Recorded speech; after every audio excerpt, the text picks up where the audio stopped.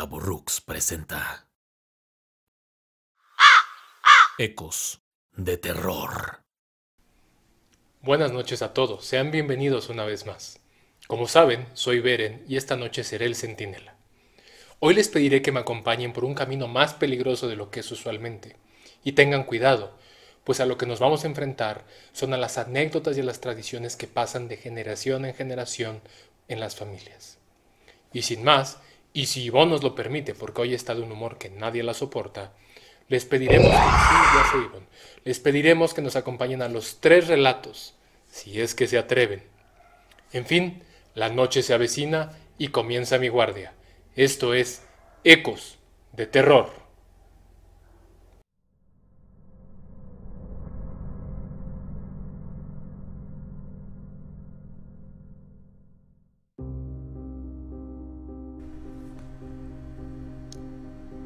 Todos tenemos recuerdos de nuestra época como estudiantes de secundaria. Algunos son alegres, otros son graciosos. Yo disfruté mucho esa etapa, aunque reconozco que hay otras posteriores en mi vida que me han sido mucho más satisfactorias. Mi recuerdo más grabado de mi época como estudiante de secundaria es confuso, por decirlo menos. Mi secundaria era como cualquier otra, con un edificio lleno de salones y donde la división entre los grupos era en cierto sentido como las que hay entre dos aficiones de equipos de fútbol, apasionada e irracional. Solo algunos que eran excepcionalmente sociables podían llevarse bien con los de otros grupos.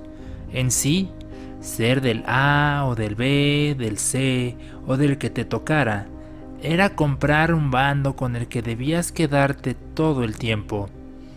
Los que a lo largo de esos 3 años sufrían algún cambio por razones variadas, usualmente acababan atrapados entre dos tierras, o mejor dicho, en tierra de nadie.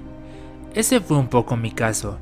Yo no inicié la secundaria en la misma escuela que la terminé, y para cuando me incorporé a mi grupo, esa identidad colectiva ya se había formado. Era una especie de extraño invasor, y me convertí más en una especie de ente neutral. Teníamos un horario típico de escuela, de 7 de la mañana a 2 de la tarde, espacio en el cual teníamos 2 descansos, uno de 10 minutos y uno de 20 minutos unas horas más tarde. Apenas sonaba la campana, todos salían apresurados por diferentes razones. Si se trataba del primer descanso, usualmente era para comprar algo rápido para comer, pues no daba tiempo de mucho más. Si se trataba del segundo descanso, muchos salían a comer lo que habían comprado en el primero, o había quienes iban a las canchas a descargar la adrenalina juvenil por unos minutos. Mi rutina era levemente diferente. Yo no tenía medios para comprar nada en la escuela y usualmente llevaba mi propio lunch, así que normalmente en el primer descanso salía a dar una pequeña vuelta o me quedaba en mi lugar. Más de una vez lo aproveché para hacer tareas que no hice en casa. El segundo descanso era variado, pues siempre me gustó jugar en las canchas, así que cuando se armaban las retas era común que participara, pero en ocasiones esto no sucedía, ya sea porque no conseguíamos un balón para jugar o alguno de los grupos rivales se adueñaba de las canchas y, como ya dije, nunca tuve ese sentido de pertenencia a uno u otro grupo. Era en esas ocasiones en las que yo buscaba un lugar tranquilo y solitario para comer mi lunch y disfrutar mi soledad por unos minutos. Encontré un lugar en la parte trasera del edificio, en un pequeño pero largo espacio que daba hacia la reja que separaba al exterior de la escuela. Al estar justo en la parte trasera, nadie ponía atención a ese lugar y siempre gozaba de una buena sombra, algo que era un requisito indispensable para hacer mi guarida. No pasaron más de 2 o 3 ocasiones cuando empecé a coincidir en ese lugar con el encargado de intendencia, don Felizardo, a quien cariñosamente apodábamos don Félix. Era un hombre de unos 70 años, de complexión muy delgada y voz baja, de expresión muy amigable, siempre utilizando un sombrero alargado como una persona que tenía costumbres adquiridas en un rancho. Al igual que yo, don Félix era alguien que prefería la soledad y una buena sombra, y en esencia, yo había encontrado lo que era su escondite, por así decirlo. Conversábamos poco, pero siempre fuimos muy amables y cordiales en nuestras interacciones. Él tomaba una cubeta, la volteaba y se sentaba a comer algo mientras yo permanecía sentado en el piso. Cuando volvía a sonar la campana, marcando el momento de mi regreso, solo nos mirábamos y sonreíamos, como diciendo, luego nos vemos. Eso sucedió durante todo mi segundo grado de secundaria. Llegado el tercero, la rutina no cambió mucho. No puedo decir que don Félix y yo éramos amigos, sería más preciso definir que coincidíamos en nuestra soledad. Aún puedo cerrar mis ojos y ver la escena habitual, él sentado en su cubeta y yo en el piso, así como un rastro de cáscara de pepita que era su botana predilecta. Recuerdo bien el día en que el prefecto de la escuela hizo un anuncio de que don Félix se encontraba delicado de salud, pero estable en su casa. Puedo decir que sentí un poco de angustia, pero me reconfortó el hecho de que al parecer se encontraba estable y me enfoqué en lo positivo. Un par de días después me encontraba yo en mi lugar habitual, comiendo mi sándwich y atípicamente tomando refresco. Ese día me había podido dar el lujo de comprarlo. Llegó don Félix y tomó su cubeta. Se sentó y me sonrió. Le pregunté, «Hola, don Félix, ¿cómo ha estado? ¿Ya se siente mejor?» A lo que me contestó con un, «Sí, ya me siento mejor. Traía un dolor fuerte en el pecho, pero ya se me pasó». Felices y en silencio, seguimos con nuestra rutina. Regresamos a la dinámica del silencio los días siguientes, compartiendo un espacio que era refugio para ambos. A la semana siguiente, en la ceremonia de honores a la bandera, que es típica de las escuelas mexicanas, la directora anunció con tristeza que don Félix había fallecido. No dio muchos detalles, pero muchos de nosotros recibimos la noticia con pesar. Al terminar las clases me acerqué al prefecto, una persona a la que por cierto evitaba, pues era alguien muy malhumorado, y tratando de averiguar un poco más le pregunté, «¿Qué le pasó a don Félix? Ya se veía mejor, no entiendo cómo le pasó esto». Un poco extrañado me preguntó, «¿Cómo que se veía mejor? ¿Lo fuiste a visitar o cómo es que lo viste?» A mí me irritó un poco su respuesta interrogativa. No sé ni dónde vivía, pero lo digo porque pues toda la semana pasada estuvo viniendo y hasta le pregunté y me dijo que se sentía mejor. Me miró con una cara de extrañeza, sacudió la cabeza y me dijo, «Estás mal, don Félix estuvo en cama todo este tiempo, nunca vino a la escuela, no estés de chistoso». Yo me sorprendí un poco, pero supuse que el prefecto no lo había visto y que hablaba sin saber. Me puse a indagar con mis compañeros y para entonces todos tenían la misma versión. Yo no tenía explicación. Al día siguiente, más por una mórbida curiosidad que por otra cosa, decidí ir al lugar de siempre, donde habitualmente estábamos don Félix y yo. Estuve durante todo el descanso, pero nunca llegó. Empecé a considerar que había alucinado todo, hasta que al final de las clases regresé, encontrando la cubeta volteada en el lugar donde siempre la ponía, cáscaras de pepita en el piso y un sombrero que era inconfundible, y a pesar de que no lo volví a ver, entendí entonces que, aún en el más allá, todos necesitamos un espacio que nos haga sentir en paz.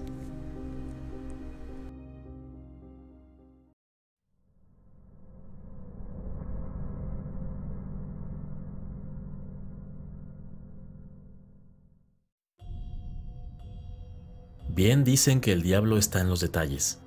Y aunque esta frase se puede aplicar en muchos contextos, en el caso de lo que les voy a compartir, tiene un sentido quizás muy literal.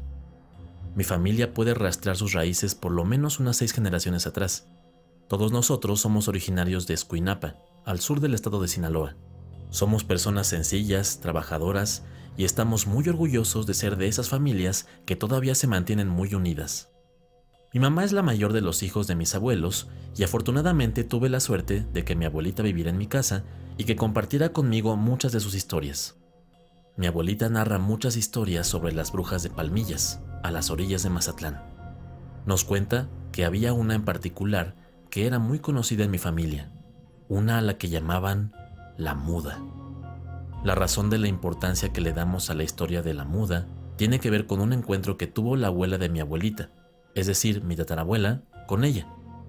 Según mi abuelita, la Muda era conocida porque ayudaba a muchachitas que se habían metido en problemas, si me entienden.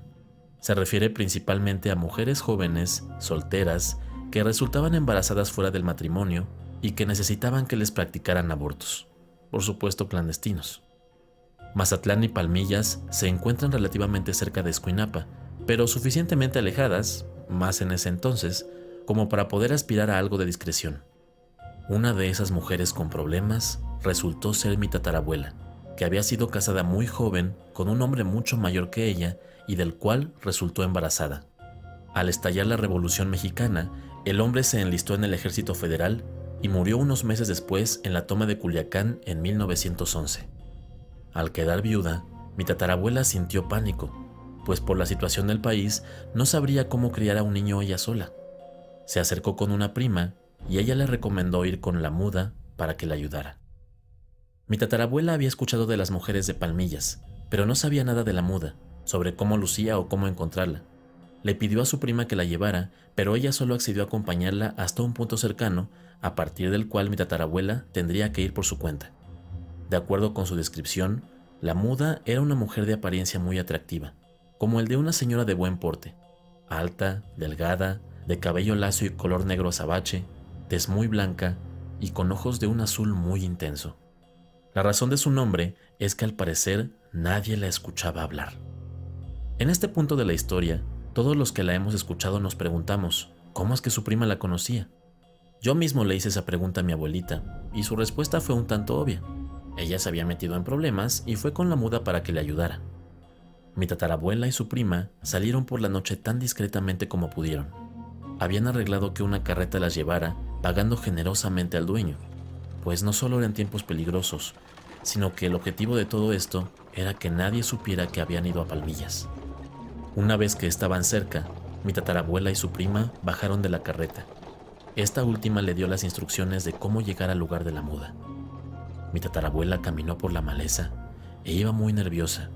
Tomaba con fuerza un crucifijo que colgaba de su pecho. Era un crucifijo especial, pues su padre se lo había mandado hacer, de modo que estaba unido a una medalla con la letra R por Regina, que era su nombre. Al fin llegó al lugar que le habían indicado. Fue más fácil ubicarlo, pues era la única vivienda en los alrededores y de la cual se notaba una tenue pero distintiva iluminación. Tocó la puerta con la aldaba y rápidamente la recibió la mujer que le describieron. Según mi abuela, lo que su abuela vio coincidía exactamente con la descripción que habían recibido de su prima. Una mujer de unos 25 años, de apreciable belleza, delgada, alta, de ojos azules intensos y una tez muy blanca. «Oh, hola, vengo a que me ayude», le dijo con timidez, mientras la Muda solo la miraba. Esta se hizo a un lado, como cediendo el paso, y mi tatarabuela entró, entendiendo el gesto. Mientras avanzaban, mi tatarabuela cayó en cuenta de que no tenía la menor idea de qué es lo que le iban a hacer o qué iba a pasar. Eran otros tiempos, y el acceso a la información era muy poca, y quizás por el temor y por la pena, ella nunca quiso preguntar cómo funcionaba esta ayuda. La Muda le pidió que se sentara, dejó un candelabro para iluminar y regresó después con algunos utensilios. «Oiga, le tengo que pagar», le dijo extendiéndole un sobre con algo de dinero. La Muda simplemente sacudió la cabeza, rechazándolo. Esto desconcertó aún más a mi tatarabuela, porque no hacía sentido que no le aceptase un pago. «¿Pero entonces no le tengo que pagar?», le preguntó con la voz medio quebrada. La Muda solo le sonrió, pero no fue una sonrisa agradable o dulce. Fue una especie de sonrisa macabra. Después de eso, Puso su mano sobre el vientre de mi tatarabuela y la miró fijamente, con la misma sonrisa tétrica. Mi tatarabuela estaba muy nerviosa y seguía tomando firmemente el crucifijo que colgaba de su cuello. La muda tomó una urna y la colocó debajo de las piernas de Regina, que temblaba de terror, para de nuevo colocar su mano sobre el vientre de mi tatarabuela. En ese momento, por los nervios y la tensión, Regina jaló con un poco más de fuerza su crucifijo, rompiendo la cadena, lo que provocó que cayera de su cuello. De manera instintiva, como hacemos todos cuando un objeto cae, mi tatarabuela quiso agarrarlo al vuelo, y al presionarlo hacia su cuerpo, se encontró con la mano de la muda, que seguía en su vientre, de tal modo que en lugar de presionarlo contra su cuerpo, lo presionó contra la mano de la muda, quien al instante del contacto lanzó un grito espeluznante de dolor, un grito que no era el de una mujer. Mi tatarabuela entonces salió huyendo del lugar, mientras escuchaba cómo la muda la perseguía mientras maldecía. ¡Maldita perra! Corrió tan rápido como pudo. Llegó a la carretera tomando el crucifijo fuerte entre sus manos. Le pidió a su prima y al hombre que las había llevado que salieran en ese momento velozmente. Mi tatarabuela tuvo a su bebé, que fue nada más y nada menos que mi bisabuela. Es gracias a ese accidente con el crucifijo que nosotros estamos aquí.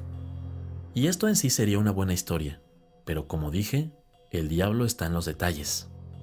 Años después, ya con mi abuela en escena, Regina llevó a su familia al lugar donde había tenido su encuentro con la muda, y en ese lugar solo había ruinas de lo que antes había parecido ser una casa muy modesta. La historia se convirtió en una leyenda familiar que todos conocemos, y el crucifijo en una reliquia que pasó de mi tatarabuela a mi bisabuela, luego a mi abuela y finalmente a mi madre, como una especie de tradición para la primera mujer en nacer, a la cual hasta la fecha se le asigna un nombre que empiece con la letra R. En el caso de mi abuela, Refugio, y en el caso de mi madre, Renata. Pasados los años, cuando mi madre era adolescente, recibió un día la visita de una de sus primas. Eran los años 70 y tanto el país como el mundo vivían una especie diferente de revolución, una juvenil en la que se buscaba salir de creencias y costumbres que ya se identificaban como anticuadas.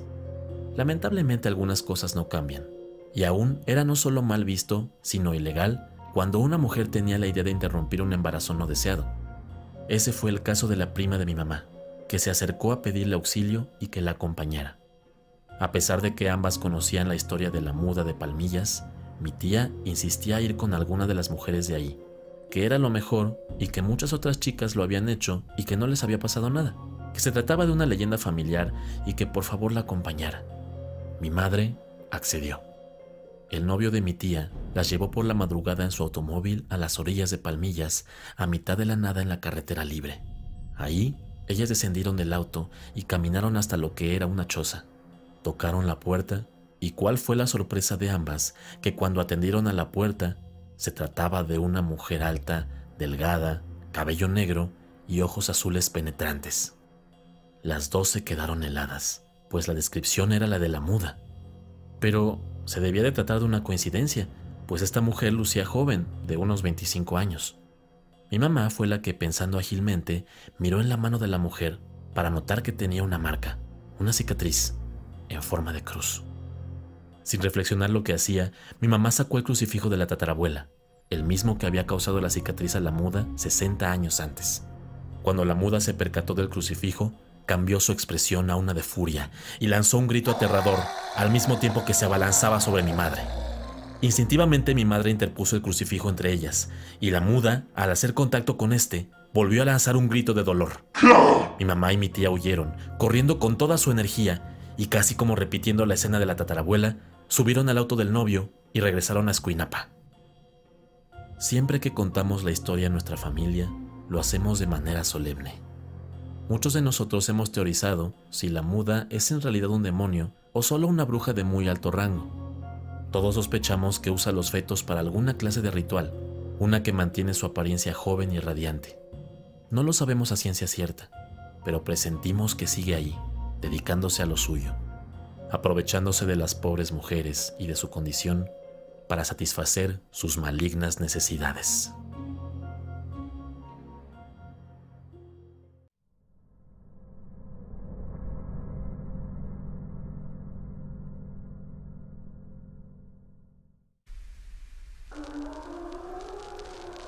La muerte forma parte de la vida, y todas las familias tenemos que contar en algún punto cómo es que uno de los nuestros dejó este mundo. Algunos podrán decir que perdieron a alguien en un accidente. Otros hablarán de cómo esa persona murió pacíficamente en su hogar o en algún hospital. No será raro que escuchemos también que ese ser querido pasó por una larga y dolorosa enfermedad que al final terminó por vencerlo y encontró cierto descanso en la muerte. Para mi familia, la historia es menos fácil de digerir.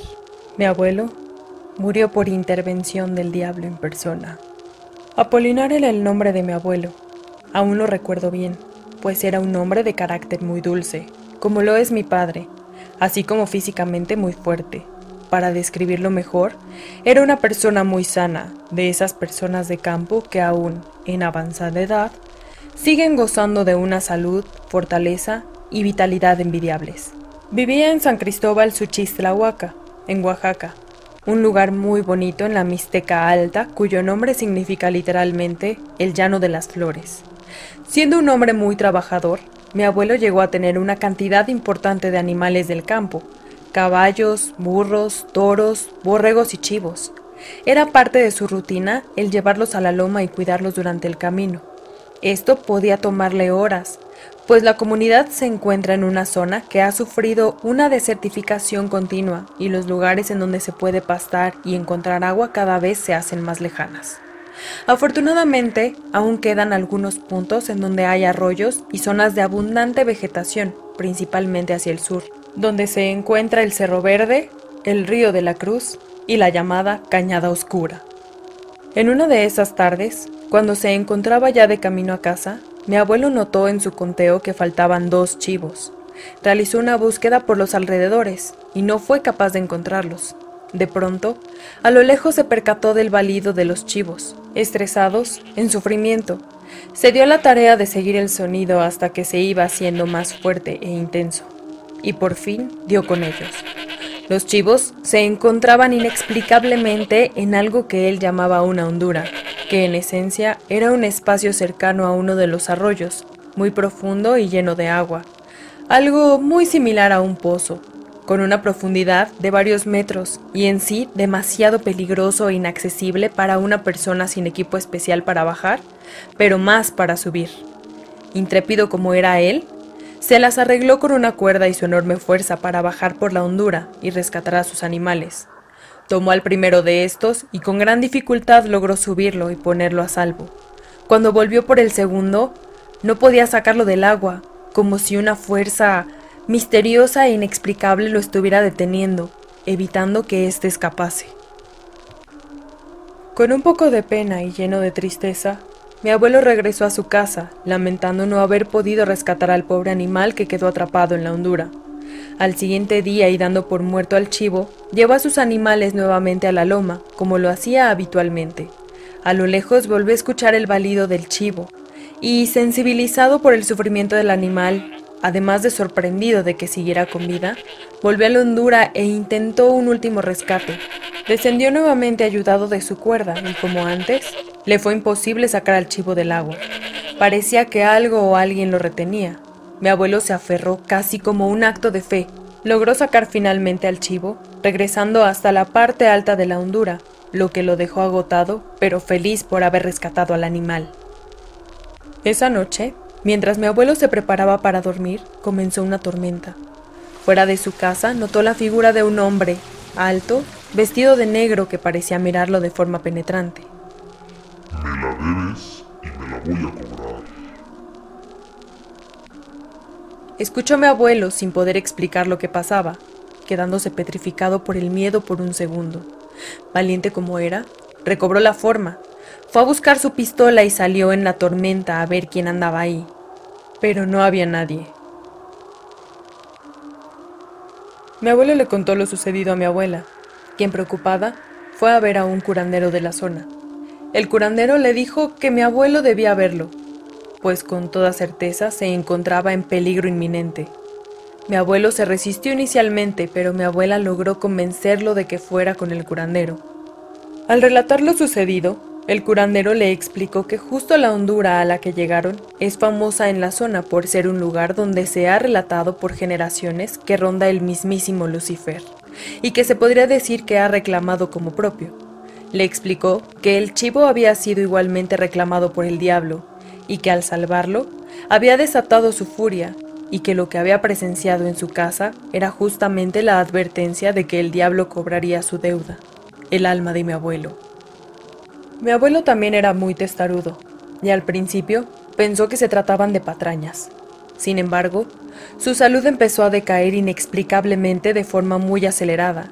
Sin ser alguien que bebiera o que tuviera alguna enfermedad, empezó a padecer fuertemente del hígado, al punto que desarrolló una cirrosis. También, sus pulmones empezaron a decaer, llenándose de líquido y dificultándole la respiración. Sufría de constantes dolores abdominales y de úlceras. Esa figura imponente que era mi abuelo Apolinar cambió en un plazo de 1 año a una persona que pasaba su existencia sufriendo por múltiples males que no tenían una explicación de origen. Lo primero que intentó mi familia fue que lo atendieran los médicos especializados, pero fue inútil. Acudimos de nuevo con el curandero, y este nos dijo que nada se podía hacer, solo pequeños remedios que podrían prolongar su vida, pero no le quitarían el sufrimiento y que su muerte sería inevitable. Los últimos días de vida de mi abuelo fueron un infierno.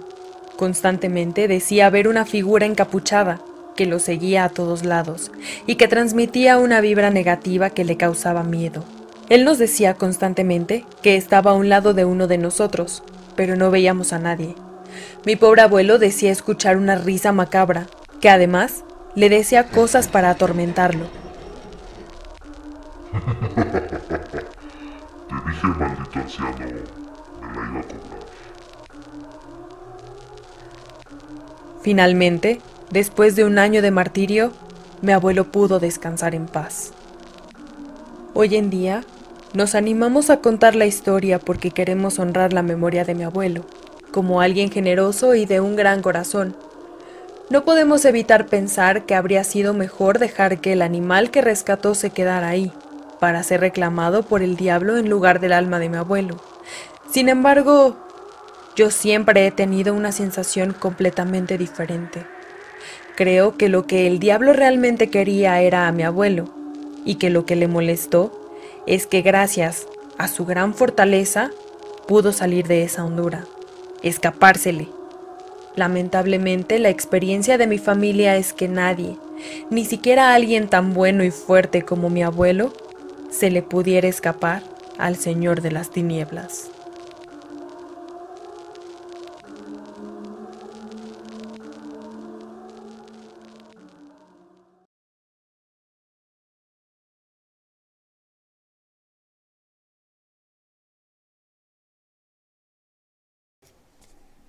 Esperamos les hayan gustado los relatos de esta noche.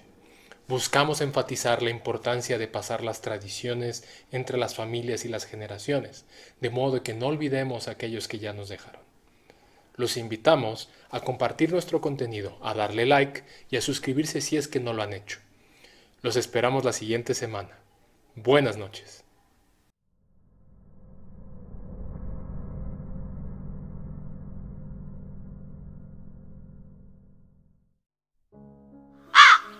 Ecos de terror.